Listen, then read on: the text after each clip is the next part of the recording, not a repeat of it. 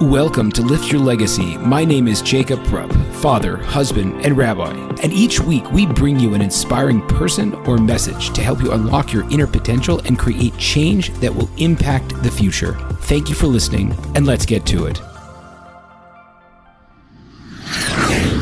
Thanks so much for joining us, ladies and gentlemen. I just wanted to draw your attention to the fact that we have 2 more opportunities for one-on-one personal coaching for the month of February. If you think you know someone or you yourself would like to reach optimal levels in your health, in your career, in your mindset, or in your relationships, please don't hesitate. Reach out to rabbirupp@gmail.com. Ladies and gentlemen, thank you so much for joining me today. I am so excited to have as a guest Mrs. Adina Stillerman, who was the founder and runs Yehudi in Florida with her husband. It is an organization that has seen tremendous growth and traction amongst college and young professionals. And Mrs. Stillerman is on a crusade to make Judaism relevant for the modern generation and to help in some of the most challenging and difficult areas, of which we discussed one particular one today, which is intimacy and holiness. And how do you find sacredness within the realm of our intimate relationships and all of the thoughts that go on behind that. And the crazy thing is, here she and I will discuss things that are many thousands of years old, but should they be followed, or if they were followed, or if this entered into the discussion of the day, could solve so many of the issues that are filling our headlines of the abuse and of the molestation and of the general trouble that so many people face on a public and on a private level when it comes to proper intimate relationships. So with no further ado, Mrs. Adina Stillerman.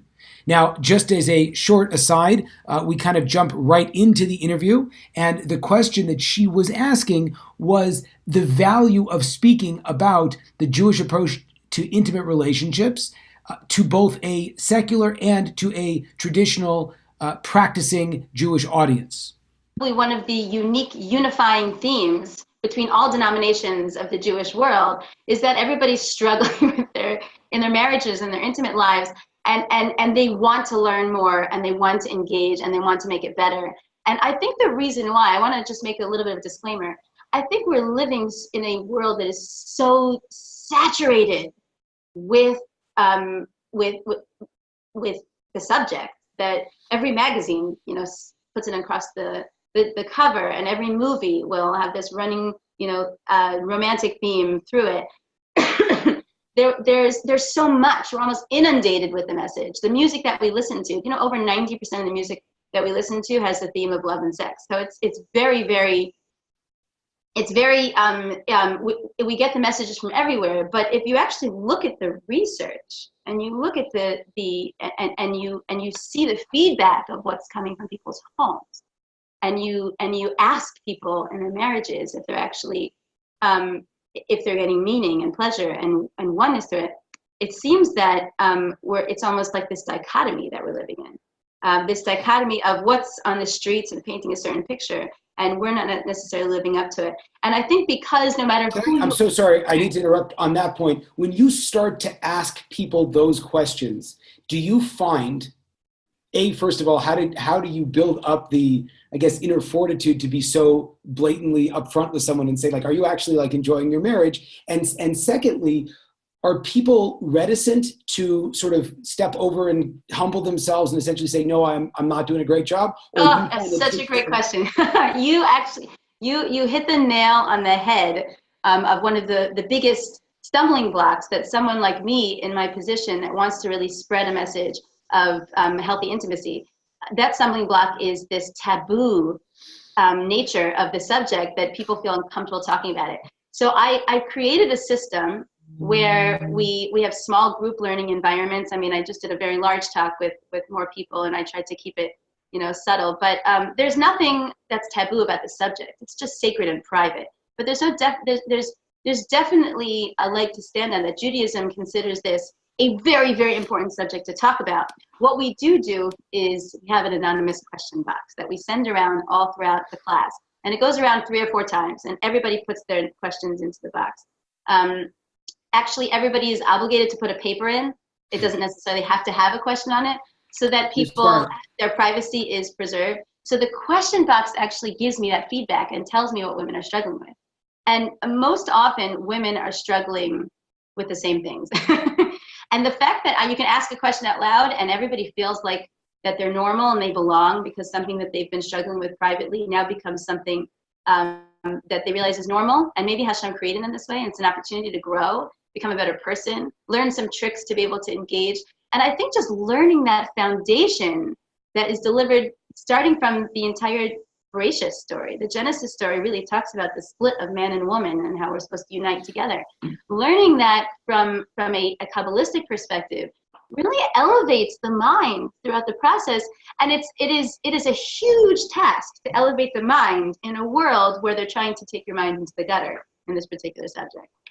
It's so interesting because the whole, I guess, world that we operate in, you mentioned the music, but I think that it's such a visual world, and there's such a very clear disconnect between how we are comfortable presenting ourselves. And we always assume if it's not going well, it's either something wrong with them or something wrong with us. And therefore there's this ego involved, and you're doing a lot of blaming or hiding and shaming.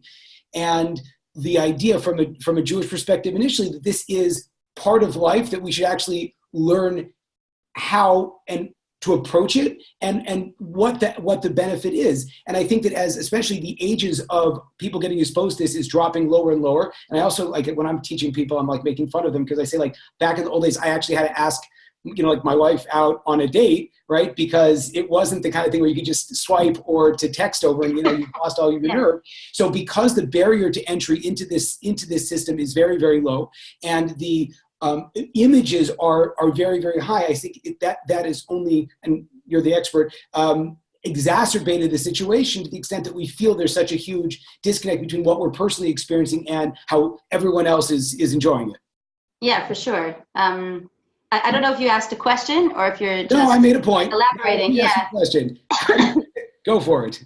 Well, I find it's an appropriate subject to discuss on Facebook Live right now, especially in the aftermath of the big Golden Globes affair with, not to mention certain names, but, why not? Because his name is all over the place. Harvey Weinstein wasn't present there, but what was present was this new grassroots movement amongst the celebrities, which for better, but mostly for worse, they are pretty much the leaders of the next generation. They're in the most public eye. People look at them for their advice and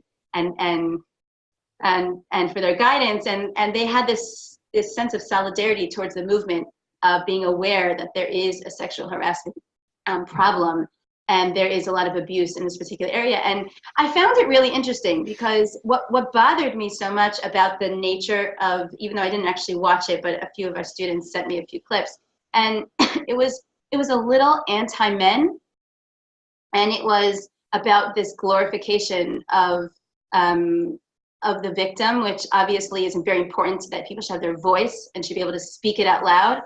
But I thought it could have used a little bit more friendship, where why can't we work together as men and women?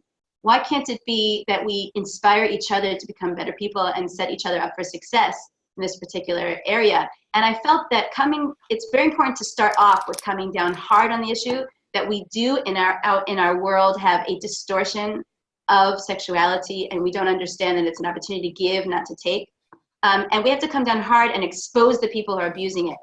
But if we stop there... No, hang on. We have to stop 2 seconds before that. When you say give and not take, I think that's a major thing that if I could ask you to indulge us, speak about that a little bit, because I think that the majority of the way that the world looks at it is taking. I need to get with that person, or I have to satisfy this need, right? How do you reframe that in the realm of giving? So I think that a lot of the pleasures that we experience in life have to do with objects, or things that are food, for example. Food is something that when we see a certain food, we want to eat it, and it gives us tremendous amount of pleasure.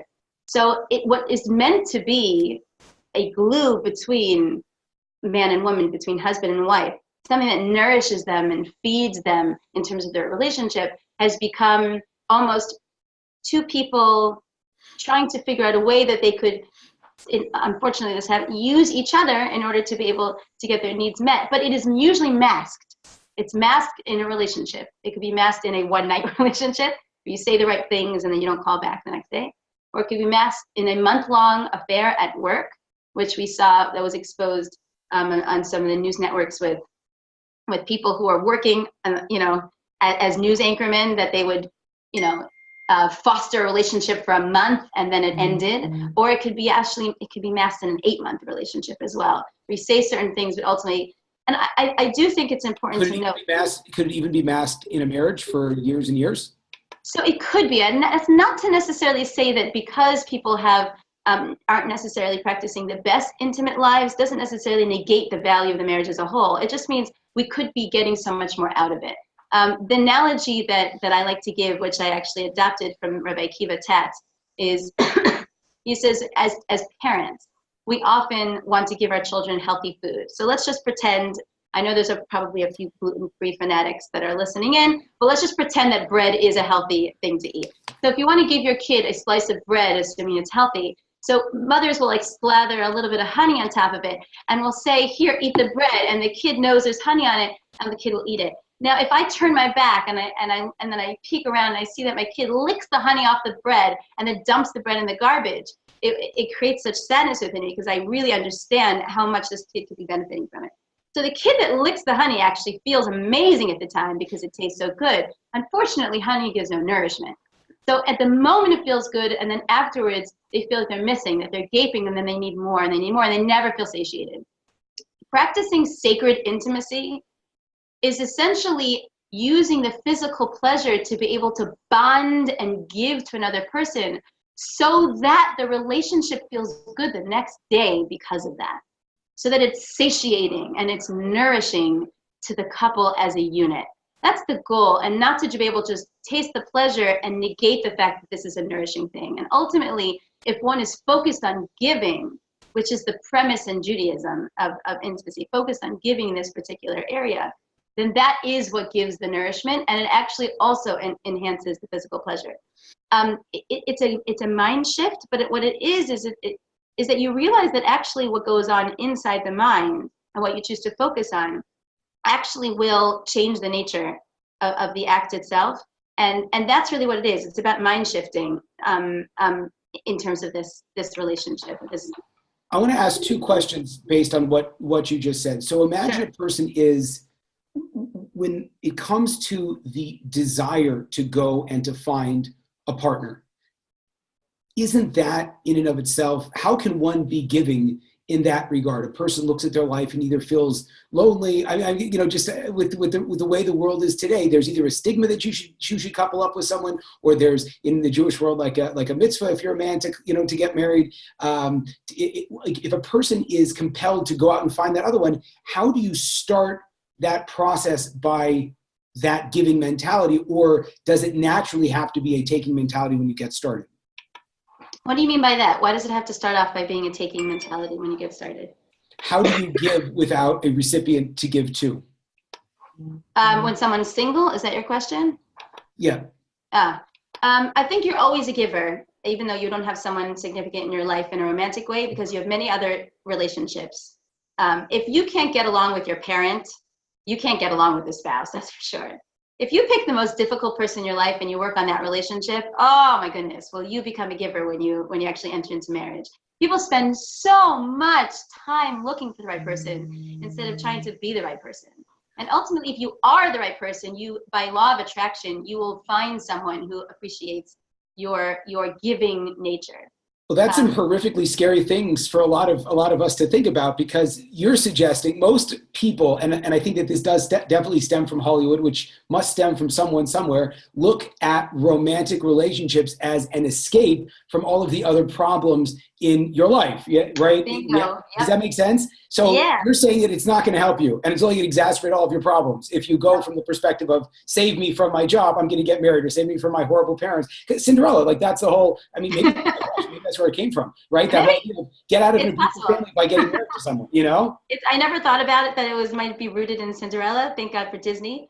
But I do think that it doesn't mean that you're going to completely have a utopian familial life, or you're not going to have utopian relationships in order to be able to earn it. It just means that if you master the skills of conflict resolution, if you master the skills of giving, even though you feel the person doesn't deserve it, if you master the skills of the people who are closest to you now, you most definitely will be you will be on a much higher platform when you enter into a relationship, and you probably will date more successfully. Because I think that when you recognize that the relationship, after you go on a date, let's say, often people think to themselves, did I have a good time? Am I attracted to this person? Does he or she make me happy?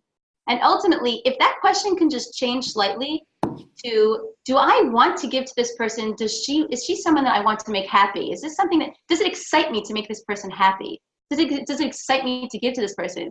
Even though it's a subtle shift, it's a massive, massive game changer when it comes to entering into your relationship that way. And the best person to practice on is your dad you don't get along with, is your sister that keeps annoying you, because the person that you enter into a romantic relationship with ends up giving you the most pleasure and the most pain in your life. That's how you know that it's real. They give you the most pleasure and the most pain because you become closest to them. A lot of profound things there. So just to summarize, to make sure I got what you're saying, is first and foremost, the biggest thing, rather than go to 5 more bars a night, if you want to find the right kind of person, is find a difficult relationship and start working on it. Make yourself better. That's step number 1, you're saying. That's step number 1, is instead of focusing on finding the right person, focus on being the right person. And then the second question you ask is, when you go on said date, then you have to ask not, do they make me happy, but am I enjoying making them happy? Yes, or does it excite me to want to make this person happy? So the funny thing is with that, once a person is in a relationship, and that could be for a couple that started dating before they were more observant, as I'm sure you have many people like that, or a person that's already married and, like you said, is like, something's broken here and I don't know what's going on. Would you say that same advice applies, or how do you late stage or already in a relationship start to implement that, especially in light of the fact that there's 2 people now involved? Okay, so I'm not a therapist, and if it's something that's severe, I'll send them to a therapist. But what I've found is the vast majority of couples are struggling with the same things. It's just different context. In the context of a family show, in the context of a family show, could you delineate some of the major struggles that people have?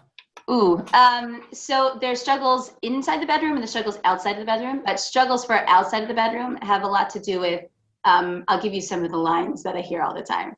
He doesn't appreciate me. He doesn't help around the house. She doesn't show me affection or love. She doesn't give me compliments. These are all so standard. And you read any stereotypical marriage book, they have all these quotes, even men are from Mars, women are from Venus, which really unfortunately stereotypes the genders, where often actually it will resonate with them with the opposite gender. And you also find that 5 love languages, it talks about how important it is to be able to speak to the other person. There's so much information out there. I do want to pinpoint something that you mentioned when you didn't even ask the question about it, but you mentioned when someone starts off a little bit more secular and then they start getting more engaged in the dating process. Did you mention something like that? Tell me about it, sure. So I found something really interesting. One of the classes that I give specifically for people who are interested in entering into a relationship and they're looking to find their partner. I used to work in clinical research years ago, and we studied asthma drugs. And there's a certain efficacy rate that the FDA wants to see before they put the drugs on the market. Now, I was pretty low down on the totem pole in terms of doing the research. I was helping out, but I did really get fascinated by the system that a medication goes through in order for it to be able to be approved for the public, in order to make sure it's a safe drug to take. So if I would ask you, let's say, Jacob, what is the efficacy rate that you would like to see if you were sitting in a chair and you were the head of the FDA? If I was showing you the research, what number would you like to see that it's effective? I would love to see above 90. 90 would be great. Above 90. There you go. Right. So a lot of people actually say that. You're not the only one. They like to see above 90. 90 seems to be it's A. It's A when you're in school. Comfortable. Out of 100, you're losing 10 people. That's okay. Once you get 80, it's like, right? You want to see a 90% efficacy rate with relatively low side effects, correct? Now, if I told you, and you were the head of the FDA, and I said, hey, take this drug. I want you to be able to prove this. And it has a 45% efficacy rate. And the actual people, and the people who it is effective for, it still has massive side effects that are detrimental. Would you approve the drug? No. No, you would not approve the drug. Our current system that we are using, the drug that we take in order to be able to find love, lasting love and happiness and companionship forever, has a very low efficacy rate. Whatever we're doing, it's producing a over 50% divorce rate. And of the people that stay married, only half of those people claim that they actually are getting satisfaction in their marriages. One of the #1 reasons for divorces is infidelity. We also know that there is a massive infidelity rate as a whole of the people even stay married. So what are we doing wrong? Let's hang on 1 second. So can I have two points that I want to get clear. I tell people, but I want to have you say it also. Sure. A lot of times people respond to an Orthodox Jew talking about the significantly lower divorce rates within traditional Jewish circles is that Sure. we can't get divorced. Is that accurate, or is it divorce is okay in Jewish law? Can't get divorced? Oh. Yeah, a lot of people are like, the only reason why it's a separate subject. Obviously, divorce is a commandment in the Torah. You're commanded to get divorced. When it's appropriate, it's important to go your separate ways. Great. I'm sorry, go ahead. Yeah, but we do have a much lower divorce rate in the Torah observant world. I would say that partially it's because we have a system that sets us up for success. It doesn't necessarily mean that everybody takes advantage of that system. It doesn't necessarily mean that people don't abuse within the system. It just means that we have a product, we have a drug that you can use that actually works. But there's also, I will want to throw in that there is, or it used to be actually when I first started teaching these classes a decade ago, it was a higher stigma for divorce in the religious world. So that contributed to the lower statistics. Today, the stigma is a lot less of a problem. So the divorce rate might be climbing, but the discrepancy in the numbers is still very, very significant. And I don't necessarily, I think that if you actually look at some of the basic laws that we have, let's say, if you're gonna take this pill or you're gonna take that pill, look at the structure that's set up and see it actually affects the body scientifically. So I'll give you just an example. The concept of, and this is a word that I throw out, and usually some people cringe or some people yawn when I throw it out. So if whoever's tuning in could give me a little bit of a patient, 5 minutes. When I throw out the word shomanagia, right? Shomanagia, either people don't know what it means, but if someone knows what it means, they start to cringe a bit because when they're in high school, that's a word that would float around. So the way it works when it comes to dating is that we have reward centers in our brain that light up when we are in front of someone that we are sexually attracted to. Those reward centers are healthy, they're normal, it's important to have them. And when those reward centers start to light up, dopamine starts to take over in our brain, where we are focused a little bit on the reward, even if it's subconscious. There's a lot of human beings that have morals and we have values, and we most definitely would never take advantage of anybody, that's for sure. But because we are in the process of a date and we are attracted to a human being, often we will subdue some very important voices that are in our head, like maybe we're totally headed in different directions. Or maybe this is like, I'm not really so impressed with her character. I'm not very intellectually stimulated by this person, but it's worth another date, or might be not worth another date. And the way it works in terms of the brain is that we shift what we choose to focus on because of those reward centers. And the reward centers usually involve physical touch. And it starts simply, it starts with holding hands and feeling comfortable. If those reward centers are almost completely eliminated, which means you don't have to be completely shomanagia, it means give yourself a rule. For the first 5 dates, we don't touch because I want to eliminate those reward centers in the brain so I can actually think clearly while I'm talking to you. Some of the people that I teach are totally, are not Torah observant, but they love this idea. In fact, as a matchmaker, which I'm not very good at, I'll be honest with you, not very successful, but I do try to set people up, and I've made a few matches that are happily married. Because I know so many singles, I have personal rules that if I'm going to set the two of you up, my rule is that you both come up with a certain amount of time that you feel comfortable where you're going to start off on the right foot. I like to date 5 dates or 8 dates or 6 dates or 3 dates, something that says, we're not even thinking about this. I'm not going to touch you, not going anywhere near you. That I actually could turn off those reward centers and turn on my intelligence and make sure I'm thinking clearly.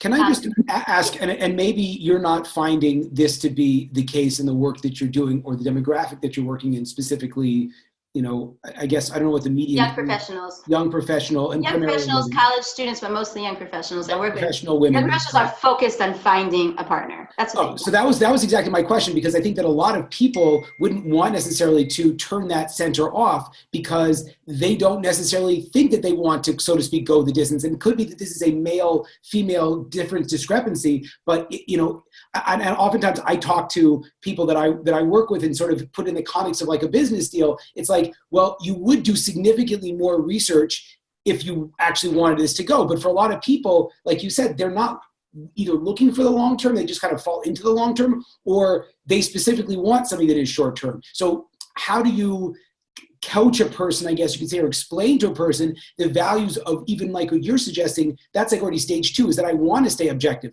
Maybe the objectivity is going to turn me off and I'm only interested for the short term. Does that make sense? Okay. Yeah. So you're saying that there are different types of people that I might be talking to, someone who actually doesn't want to turn off that center and actually is looking for something short term. And that goes back to what we talked about before, is that if we live in a world, we're going to just come down hard on people and tell them that it's inappropriate to be looking for the short term because it's taking advantage of someone. Essentially, if you're looking for something that's short term and you don't make it abundantly clear to the person that you're with, so then that is taking advantage of another human being's body.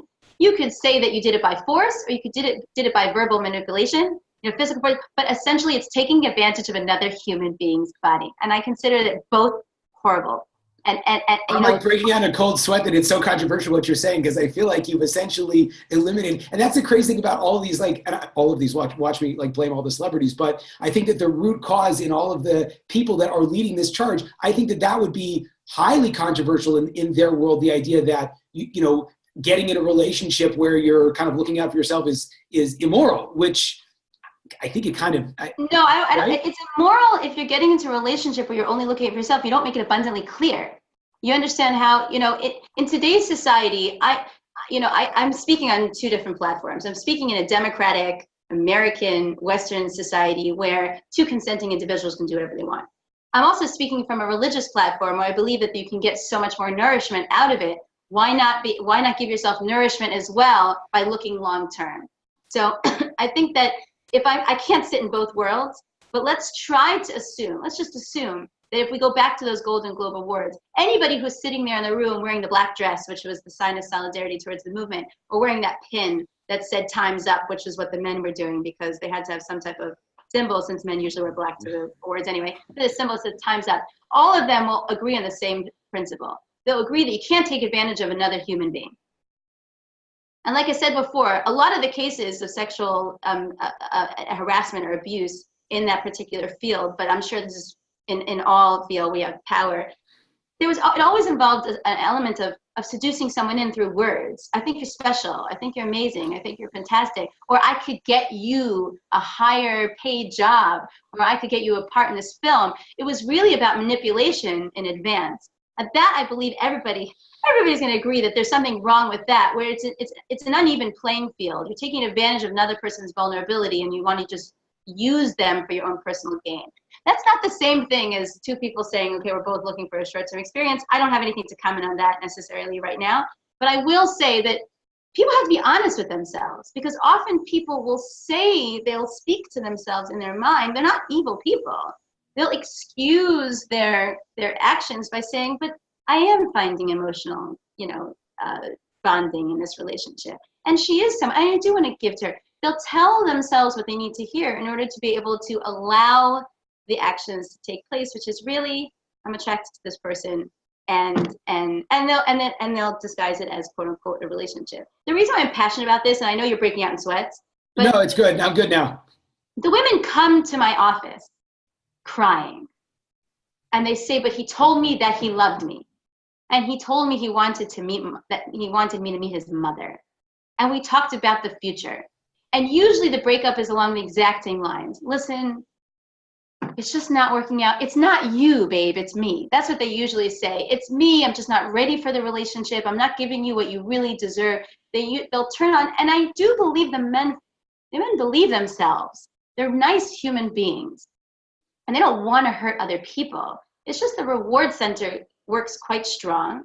And it tells us that it's okay to engage in a relationship when the very reason why they're breaking up at the end of the relationship existed from the very beginning. Usually it existed. It's just they weren't listening to that voice. I think that one of the major questions that people have, and we sort of touched on it, and I want to ask directly, what role what practical benefit does a spiritually based, dare I say, God-based, Jewish-based relationship provide? What does that do for a person? Why should we incorporate that in our marriages and in our dating relationships? That's a hard question to ask in 10 seconds or less to answer. I will say in a nutshell, I think that relationships are really difficult and they present a lot of challenges. And the deeper you get into a relationship with someone, the more challenges present because you're learning to get to know each other. And if we're not going to acknowledge that it's difficult first, then it's not going to be easy for me to say the rest of the answer. So marriage, romantic relationships are not easy, especially past the romantic stage, right? On average between 8 months and a year and a half, where you pass the romantic stage. When my husband calls me on the phone, my heart doesn't skip a beat anymore. Usually it's, but at the same time, it's a good place to be because it's a place of comfort and companionship versus, everything exciting. As long as you acknowledge that, we can move on to the next part of my answer, which is as follows. Imagine if I gave you, you like basketball? No, but that's okay. Can I we like just boxing. Does for that the help? analogy's sake? So imagine I gave you, who is a basketball fanatic, and your 9 other friends, a great court, and I said, here's 2 hours, play game, right? And you're a basketball fanatic, so you look for every opportunity to be able to play your favorite sport, and you're with your friends who also love this favorite sport. So you're pumping away, and you're shooting the ball, and it's such a high energy, it's amazing. Your muscles hurt, but you love it, because it's the game that you love. Now imagine it starts to rain a little bit, like drizzle. Do you stop? No, basketball fanatics don't stop because there's so much meaning and enjoyment. You continue to play through the rain. It might even snow. You just get bundled up a little more and you continue to play. Look at football players, they're all bundled up. They can handle it. You love the game so much that you're willing to actually go through a lot of stress and pain physically, and even the disappointment of losing you're willing to go through because you love the game. Now imagine that went for 2 hours that you played this game. I ask you to come back tomorrow, assuming you have an impeccable memory and you're able to remember every move that you made the day before. I ask you to do the exact same thing. Jump, throw, run, tackle, whatever it might be. But I'm going to just make one tiny change. And that change is I'm going to take away the ball. Now you have to make all those physical moves, make it rain a little bit. You're not going to last for 5 minutes because the same pain is not only are you willing to endure it, but you actually appreciate the challenge because there's meaning behind it, because there's a system that you're playing in. And I think that when you just take it as a companionship, we like each other's company, and we kind of have the same, we both want to have kids, and if that's it, if that's your playing field, people won't last 5 minutes. You got a divorce rate that's over 50%. But if you're actually trying to achieve a higher goal, if there's meaning behind it, if you're building the world, if you're raising children with healthy values and you're investing in it, and you realize that actually it's meant to be hard work, and every time I acquiesce and I give in and I'm not going to sustain the argument, it's not just about making peace between the two of us, but it's contributing peace to the greater world. If you really see that meaning, then you start to embrace the challenge a lot more, and you feel it's a game that you could win, even if you might lose an argument. And essentially, I think Judaism and spirituality hands you the ball and says, play the game. That's an excellent answer. Thank you. Adina, tell us a little bit about how people can find you, talk to you, your organization, how they get involved. Okay, so if you're in South Florida, go to www.yehudi.today or email info@yehudi.today, and you can be involved in any one of our projects, 7 locations across the state. We're in Wynwood, Miami Beach, FIU North and South, we're in Tallahassee, Gainesville, Orlando, and you could find anybody near you. We're actually opening up a little bit of classes at Aventura and also Boca. So really, wherever you live, there's someone next to you that you can engage with. And if you like the spirituality, if you like connecting, you could email that address, and we'll even bring a lunch and learn to your location. If you are someone who's in a relationship and you'd like to infuse a little bit more spirituality and meaning, we have workshops happening within February, actually. We have workshops happening across South Florida. And if you email info@yehudi.today, we'll plug you into a workshop and we can get you started with playing the game. Adina Stillerman, thank you so much for your time. This is great. My pleasure. It was a lot of fun. Thanks for having me. There you have it, folks, another inspiring episode. If you enjoyed this, I ask you to please share this with your friends and to like us over on Rabbi Rupp through Facebook or on YouTube. And the more that we're able to get these important messages out, the more that we can really make an impact in the world. So I encourage you, please, to stay tuned. We have a ton of amazing speakers coming up, and also to tell your friends about it. Thank you very much.